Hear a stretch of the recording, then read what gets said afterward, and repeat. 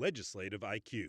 Increase your legislative intelligence with Florida's policy, budget, and campaign monitoring service. Subscribe today at legislativeiq.com.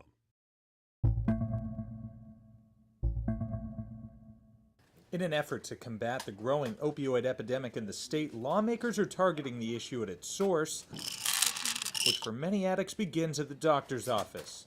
I took 2 steps in the room, and there's my baby on the bed dead. The woman featured in this Florida Senate video is Elizabeth Pine. She recorded the interview to support the new legislation after losing her son to a heroin overdose. He became hooked after being overprescribed Oxycontin. His death is a scenario that plays out all too often, according to the Florida Alcohol and Drug Abuse Association. 80% of the people on heroin started on prescription opioids. Overprescribing is also being blamed for the availability of the drugs on the street. The physician gave a 90-day prescription, a 60-day prescription, and the individual only took 3 days.